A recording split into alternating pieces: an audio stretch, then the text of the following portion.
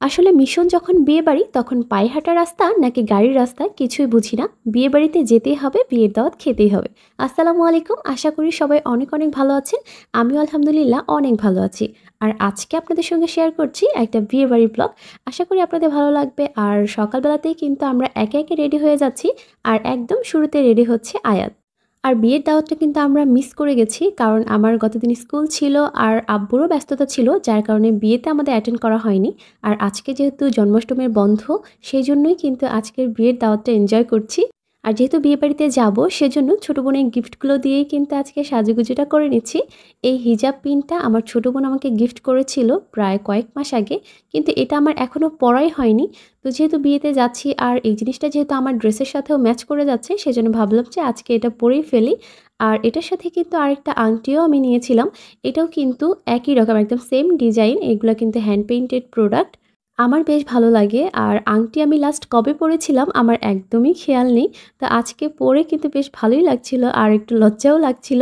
আর এই যে পার্সটা, এটা হচ্ছে আমি আজকে প্রথম ব্যবহার করছি। এটা আমার নেওয়ার পরে কিন্তু ওয়ারড্রোবেই ছিল, এটা ব্যবহার করাই হয় না। তো ড্রেসের সাথে যেহেতু এটাও ম্যাচ করে যাচ্ছে, সেজন্য কিন্তু মোটামুটি বলা যায় যে ম্যাচ করেই সব কিছু পরেছি আজকে।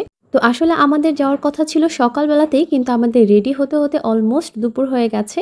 তো রেডি হয়ে আমরা শুরুতেই হচ্ছে এখানে একটা কুকারিজের দোকানে চলে গেলাম, কারণ আমাদের একটা গিফট আইটেম কিনতে হবে। তো আমরা চেয়েছিলাম যে একটা প্রেশার কুকার হলে বেশি ভালো হতো, কিন্তু এখানে প্রেশার কুকারটা নেই। সেজন্যই আমরা হচ্ছে একটা ফ্রাই প্যান নিলাম। আর গিফট নিয়ে বের হয়ে কিন্তু এখন আমরা অটোতে উঠে গেছি, আর অটোতেই করেই কিন্তু বিয়েবাড়িতে যাব। তো এখন অনেকে বলতে পারেন যে আপু গিফট আইটেমটা তো আপনি বলেই ফেললেন। আসলে আমার বলা না বলা কি এসে যায়, কারণ তাদেরকে গিফট করার পরে তারা তো খুলে সেটা দেখবেই যে আমি কি দিয়েছি। তো কাকার বাড়িতে কিন্তু এই প্রথমবার আমার যাওয়া হচ্ছে, এর আগে আমার যাওয়া হয়নি। বিয়ে উপলক্ষেই আজকে যাচ্ছি। তো বুঝতেই পারিনি যে রাস্তার মাঝখানে এভাবে নামিয়ে দিবে আর পরে হচ্ছে হেঁটে হেঁটে যেতে হবে। তো সোনাপুর স্কুলের ওখানে আমাদেরকে অটো থেকে নামতে হয়েছে, আর এখন আমরা গ্রামের মেঠো পথ ধরে হেঁটে হেঁটে যাচ্ছি। মানে রাস্তার দুই পাশে ধান ক্ষেত, বেশ সবুজে ঘেরা, অনেক বেশি ভালো লাগছিল। আর মাশাল্লাহ আমার পরীটাকে আজকে এত বেশি সুন্দর লাগছে যে কি বলবো। আসলে আমার মনে হয় যে সব মায়ের কাছে তার সন্তানেরা পৃথিবীর সবচেয়ে সুন্দর। তো যাই হোক, আমার মেয়ে এখানে হেঁটে হেঁটে আসার পরে অনেক বেশি টায়ার্ড হয়ে গেছে, সেজন্য কিন্তু একদম চুপটি করে বসে আছে। আর এখন সে আইসক্রিম খাচ্ছে, কারণ সে আসলে অনেক বেশি টায়ার্ড, হেঁটে হেঁটে এসে অনেক ক্লান্ত হয়ে গেছে। সেজন্য বিয়ে বাড়িতে এসে সে আইসক্রিম খাচ্ছে।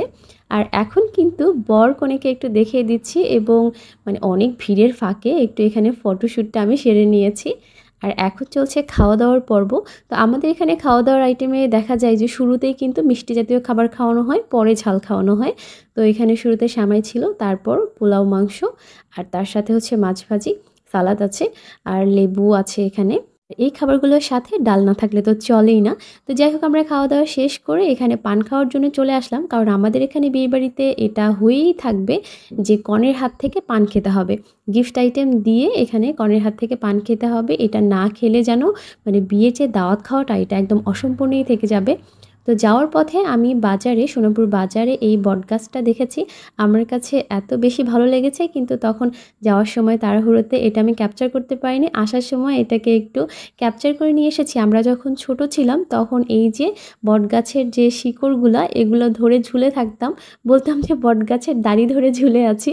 আর এই যে প্রাচীন বটগাছটা এভাবে ঠায় দাঁড়িয়ে আছে, ও যে আসলে কত কিছু সাক্ষী সেটা তো আমরা বলতে পারবো না। বিয়ে বাড়ির সাথে আবার এত সুন্দর সুন্দর প্রাকৃতিক দৃশ্য দেখতে দেখতে কিন্তু এখন বাড়ি ফেরার সময় হয়ে গেছে। সবাই অনেক অনেক ভালো থাকবেন, সুস্থ থাকবেন, আর মি মা অ্যান্ড আয়াতের সাথেই থাকবেন। আজকের মতো বিদায় নিচ্ছি, আল্লাহ হাফেজ।